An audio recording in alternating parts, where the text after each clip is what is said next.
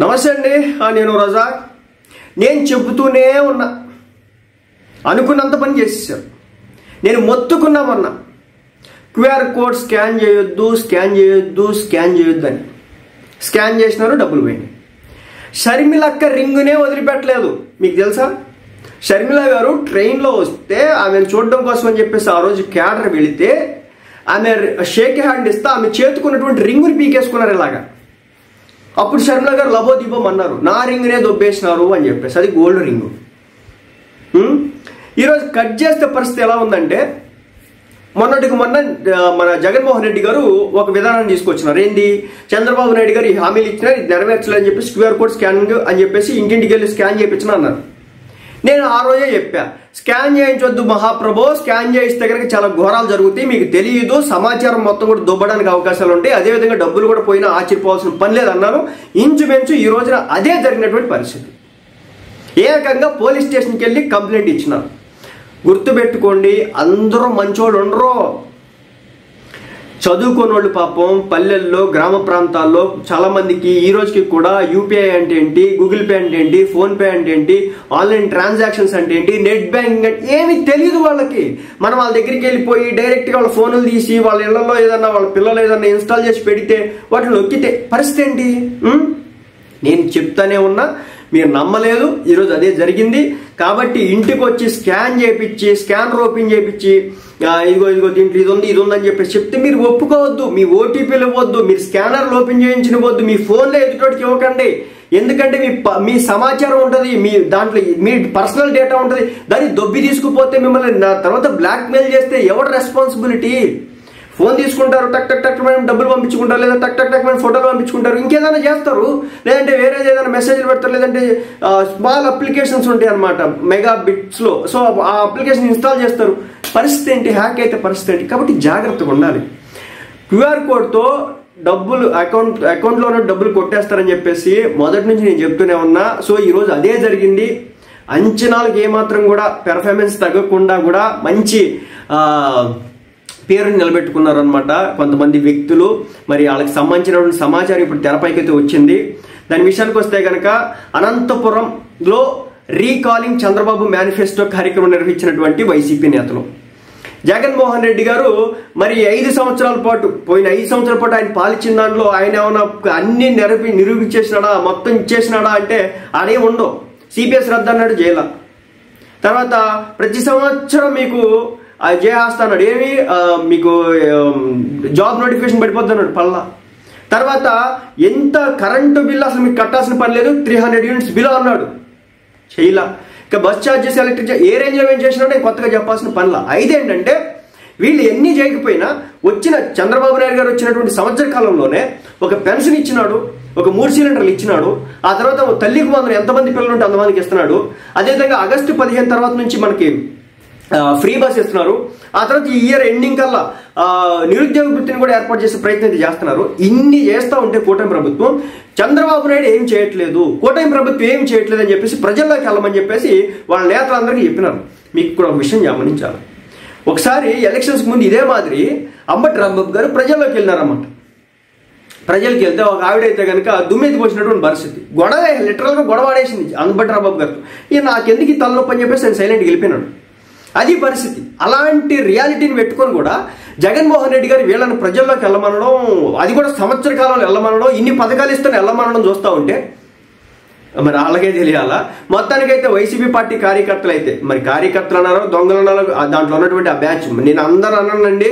ఎందుకంటే ఇప్పుడు మన జాగ్రత్తలో మనం ఉండాలా, ఎదుటోడు కూడా వచ్చినట్టు జాగ్రత్తగా ఉండాలి. ఎవడు ఎలాంటి, ఇప్పుడు జగన్మోహన్ రెడ్డి గారు ఇలాంటి పనికి మనల్ని పంపించారు కదా, కానీ కొంతమంది ఉంటారు ఇలాంటి బ్యాచ్. ఇలాగా కొంతమంది వాలంటీర్లు ముసలాపల్ని లేపేసినట్టు, కొంతమంది వచ్చేసి బంగారం ఎత్తుకుపోయినట్టు, కొంతమంది వచ్చేసి డబ్బులు పెన్షన్ డబ్బులతో పారిపోయినట్టు, ఇలాంటివి ఉండి అక్కడక్కడ జరుగుతూ ఉంటాయి. అందరూ మంచోళ్ళు ఉంటారు, వైసీపీలో కూడా మంచోళ్ళు ఉంటారు, దాంట్లో కూడా ఒక చెడ్డోళ్ళు ఉంటారు. సో ఈ చెడ్డ బ్యాచ్ గురించి ఇప్పుడు నేను మాట్లాడుతాను, మంచి బ్యాచ్ గురించి కాదండి. మళ్ళీ మీరు మంచి బ్యాచ్ అని చెప్పేసి ఫీల్ అయ్యారు కాదు, ఉంటుంది ఏదో కొన్ని. ఇప్పుడు అక్కడికి 100 మంది వెళ్తే దాంట్లో 5 2 3 ఉంటారు పనికిమాల సన్నాసులు. ఆ 5 పనికిమాల సన్నాసుల వల్ల 100 మందికి నష్టం జరిగింది. ఈరోజు అదే జరిగింది అన్నమాట. జవహర్ కాలనీలో కార్యక్రమానికి హాజరైనటువంటి సజ్జల రామకృష్ణారెడ్డి గారు, ఎంపీ మిథున్ రెడ్డి గారు, అంతా వెంకటరామరెడ్డి గారు, ఫోన్ స్కాన్ చేస్తే చంద్రబాబు మోసాలు బయటపడతాయని చెప్పేసి ఒక కుటుంబం దగ్గరికి వెళ్ళారనమాట కొంతమంది వైసీపీ పార్టీ కార్యకర్తలు. అక్కడ ఫోన్ తీసుకొని ఫోన్ పే స్కాన్ చేసి డబ్బులు కొట్టేశారన్నమాట ఈ వైసీపీ పార్టీ కార్యకర్తలు. అది పరిస్థితి. ఏకంగా వాళ్ళ మీద పోలీస్ కేసు పెట్టినారు. ఇప్పుడు వీళ్ళ వైసీపీ పార్టీ కార్యకర్తలు అనాలా, లేదంటే బయట దొంగలు అనాలా? దయచేసి ఇలాంటి వాళ్ళని ఎంకరేజ్ చేయకండి. ఇలాంటి వాళ్ళని కార్యకర్తలు కూడా పక్కన పెట్టుకోకండి. ఎందుకంటే పార్టీకి చెడ్డ పేరు రావడానికి అయితే అవకాశాలు అయితే ఉంటాయి అన్నమాట. అనంతపురం పట్టణంలో జవహర్ కాలనీలో బోయ ఎర్రప్ప అకౌంట్లో డబ్బులు కాజేసినటువంటి ఈ పాపం వాళ్ళని ఇప్పుడు వైసీపీ పార్టీ కార్యకర్తలు అంటే వాళ్ళు ఫీల్ అవుతారు. మరి ఏమనాలి? వాళ్ళే కదా వెనకేసుకుపోయింది. దయచేసి ఇలాంటి వాళ్ళు వెనకేసుకెళ్ళకండి. ఇలాంటి వాళ్ళకి సంబంధించి సమాచారం సేకరించుకోండి ముందుగానే. ఆ వ్యక్తిని మనం తీసుకెళ్ళవచ్చా తీసుకెళ్ళకూడదా ఇలాంటి మీరు చేయకపోతే కనుక ఇగో షర్మిలక్క రింగ్ పోయినట్టే ఉంటుంది.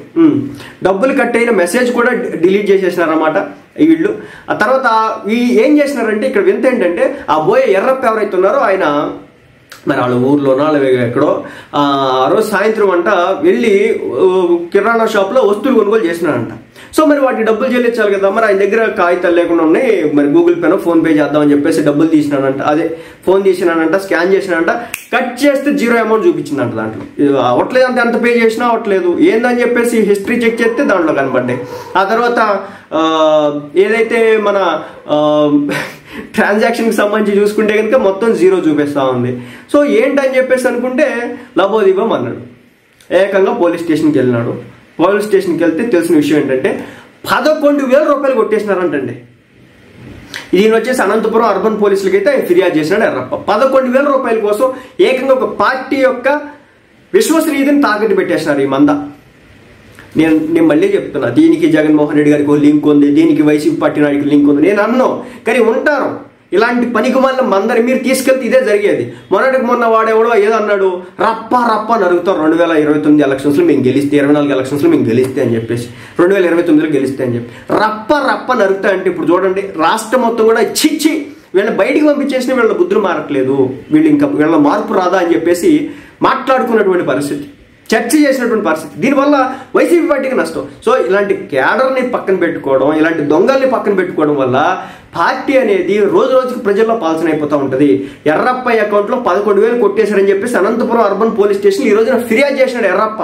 మరి దీనికి ఏం సమాధానం చెప్తారు? కాబట్టి మళ్ళీ చెప్తున్నా, వైసీపీ పార్టీ నాయకులారా, కార్యకర్తలారా, దయచేసి అవసరమైతే 100 పాంప్లెట్ కొట్టుకుని బాగుండదు. కానీ మీరు ఎట్టి పరిస్థితుల్లో ఆ క్యూఆర్ స్కానర్తో వెళ్ళకండి. వెళ్తే కనుక అబాస్ పాలు అవుతారు. చూడండి ఈ రోజున 11,000 కొట్టేసినటువంటి ఘనత ఇప్పుడు వైసీపీ పార్టీ కార్యకర్త కిందే లెక్కేస్తారు. ఇప్పుడు రేపు పొద్దున్న ఈ రోజున చూడండి మీడియాలో ఈ న్యూస్ అనేది ఒక సెన్సేషనల్ న్యూస్ అయ్యి పడుతుంది అనమాట. ఎందుకంటే ఇప్పుడున్నటువంటి పరిస్థితులు అదే. మర్యాదపూర్వకంగా తీసుకెళ్ళి ఫోన్ తీసుకొని గూగుల్ పేలో డబ్బులు కొట్టేసి 11,000 కొట్టేసి మాకే సంబంధం లేదంటే ఎలా అవుతుంది?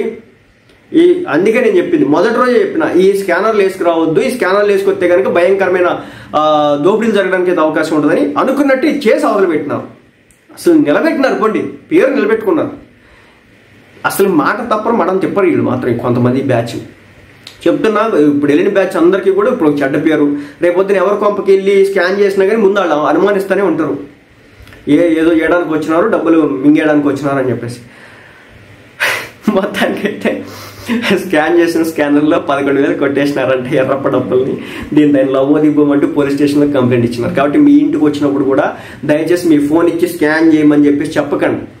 వాళ్ళ మాటలు చెప్తేనండి సైలెంట్కి పంపించండి. మీకేమవుతుంది? నేను చెప్పినా కదా, మీకు ఈ రోజున మీ కుటుంబానికి సంబంధించి పెన్షన్ డబ్బులు పెరిగినాయి, 3 సిలిండర్లు వేస్తున్నారు, తర్వాత తల్లికి వందనం పడతా ఉన్నాయి, రేపో మాపో బస్సు స్టార్ట్ చేస్తున్నారు, ఆ తర్వాత నిరుద్యోగ వృత్తి. సో ఇవన్నీ కూడా జరుగుతూ ఉన్నాయి.